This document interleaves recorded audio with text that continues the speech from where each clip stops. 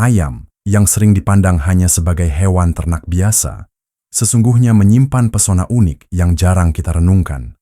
Kokok jantannya bukan sekadar tanda pagi, melainkan irama kosmis yang sejak ribuan tahun lalu menghubungkan manusia dengan siklus alam. Induk betinanya dengan kesetiaan mengerami telur dan melindungi anak, menghadirkan gambaran kasih yang murni tanpa pamrih.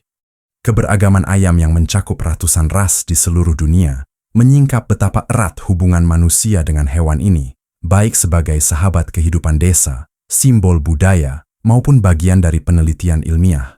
Keragaman ras ayam di berbagai belahan dunia mencerminkan kemampuan adaptasi dan kekayaan budaya manusia yang bersamanya.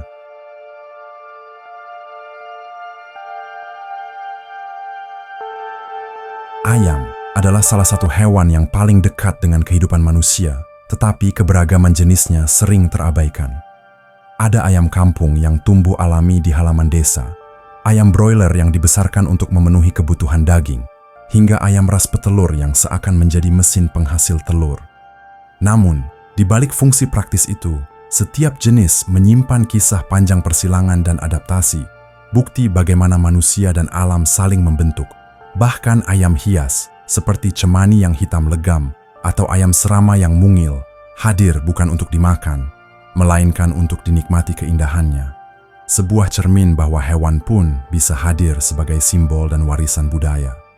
Ayam kampung, yang tampak sederhana, seringkali dianggap lebih jujur dalam rasa dagingnya, seakan alam sendiri masih melekat kuat pada dirinya. Sementara ayam broiler tumbuh cepat, mencerminkan ambisi manusia untuk mengejar hasil instan. Perbedaan-perbedaan ini mengajarkan bahwa setiap jenis lahir dari tujuan yang berbeda, dan keberagaman itu justru memperkaya peradaban pangan manusia. Ayam jinak hidup berdampingan dengan manusia, mencari makan di halaman, berkeliaran di kandang, dan tidur di tempat yang disediakan. Mereka menjadi bagian dari keseharian, kadang bahkan dianggap sebagai alarm alami lewat kokoknya di pagi hari. Namun, meskipun begitu dekat dengan manusia, ayam tetap menyisakan sisi liarnya, mencari biji-bijian di tanah, mematuk serangga, dan berlari gesit ketika terkejut. Kehidupan sederhana ini memberi isyarat bahwa kebahagiaan kadang hanya terletak pada hal-hal kecil yang tercukupi. Di sisi lain, ayam liar, seperti ayam hutan merah, masih bertahan di rimba tropis. Mereka hidup dengan kewaspadaan tinggi, mengandalkan naluri untuk bertahan dari predator. Tidak ada manusia yang memberi makan, tidak ada kandang yang melindungi, tetapi mereka tetap hidup dengan caranya sendiri. Kemandirian itu menegaskan bahwa kebebasan seringkali datang bersama risiko, namun juga dengan martabat. Dalam siklus hidupnya, ayam mengajarkan pelajaran tentang kesabaran. Seekor induk betina rela berdiam di atas sarangnya, hampir tanpa bergerak, demi menjaga telur-telur kecil tetap hangat. 21 hari ia menunggu, sebuah kesetiaan tanpa keluhan. Hingga akhirnya, suara retakan halus terdengar, dan lahirlah piyik mungil yang rapuh. Dari situ, kehidupan baru dimulai, mengingatkan kita bahwa lahirnya sesuatu selalu membutuhkan waktu, perlindungan, dan kehangatan. Dalam peternakan modern, mesin penetas menggantikan peran induk, mempercepat dan memperbanyak hasil. Namun tetap saja, tak ada yang bisa menandingi naluri keibuan ayam, yang tak sekadar menghangatkan dengan tubuhnya, tetapi juga dengan kepeduliannya.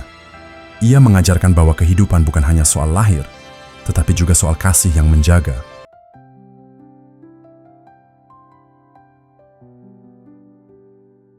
Teks-teks pengobatan kuno juga memuat catatan tentang zooterapi, yakni pemanfaatan bagian tubuh hewan untuk pengobatan. Misalnya, otak ayam dipercaya dapat menyembuhkan gigitan ular. Batu kecil dalam tembolok ayam diyakini mampu meredakan penyakit ayan atau epilepsi. Bahkan, lemak ayam hitam dikatakan bisa meningkatkan vitalitas. Kendati demikian, semua ini hanyalah bagian dari pengetahuan tradisional yang berkembang pada masanya dan menarik untuk diketahui sebagai warisan ilmu kuno, meski tidak semuanya terbukti secara ilmiah. Dalam literatur pengobatan klasik, daging ayam digambarkan sebagai makanan yang suhunya mu'tadil, seimbang, dan baik untuk tubuh. Daging ayam muda dipercaya dapat menambah kecerdasan, memperkuat suara, serta meningkatkan vitalitas. Namun, Ia juga disebut bisa merugikan lambung dan sebagian orang yang terbiasa olahraga atau latihan keras. Untuk menetralisir efek buruknya, para tabib menganjurkan meminum madu setelah makan. Daging ayam dianggap sesuai untuk kaum muda, untuk mendukung metabolisme tubuh seimbang, serta paling cocok dikonsumsi pada musim semi. Menariknya, para ahli pengobatan menolak anggapan umum bahwa ayam menimbulkan penyakit asam urat, karena menurut mereka, sifat daging ayam tidak panas berlebihan dan tidak pula dingin yang melahirkan dahak. Bahkan, otak ayam disebut dapat menambah kekuatan pada otak dan kecerdasan. Catatan unik lainnya tentang ayam dalam tradisi pengobatan kuno disebutkan bahwa otak ayam dapat menyembuhkan gigitan ular bila ditempelkan. Disebutkan pula resep ayam yang dimasak dengan bawang dan wijen yang bermanfaat untuk menambah vitalitas. Ada pula catatan bahwa batu kecil yang ditemukan dalam tembolok ayam bisa menyembuhkan penyakit ayan bila digantungkan pada penderita atau menambah kekuatan bila dipakai. Bahkan, kotoran ayam hitam disebut-sebut bisa mendatangkan perselisihan bila ditempel di pintu rumah orang. Hal-hal seperti ini menunjukkan adanya perpaduan antara ilmu pengobatan tradisional, pengalaman empiris, dan kepercayaan magis dalam khazanah lama. Kemudian, telur ayam juga banyak mendapat perhatian. Kuningnya dianggap panas dengan sedikit kelembaban, bermanfaat untuk orang yang kelelahan, sementara putihnya bersifat dingin lembab, bermanfaat untuk mempercepat penyembuhan luka. Telur ayam segar dinilai dapat menambah gairah, tetapi bila dikonsumsi berlebihan, bisa menyebabkan masalah kulit seperti flek. Telur yang matang sempurna dianggap lebih sulit dicerna, sehingga tidak baik bagi yang punya keluhan lambung. Sebaiknya dimasak setengah matang. Sementara telur yang direbus bersama cuka disebut-sebut dapat bermanfaat menguatkan perut. Menurut pengalaman para tabib, telur ayam dan telur burung dara yang masih segar adalah yang terbaik untuk manusia, khususnya bila tidak terlalu keras. Air rebusan telur bahkan diyakini dapat menyehatkan lambung, menjernihkan suara, dan bermanfaat pula untuk penderita panas perut serta kandung kemih.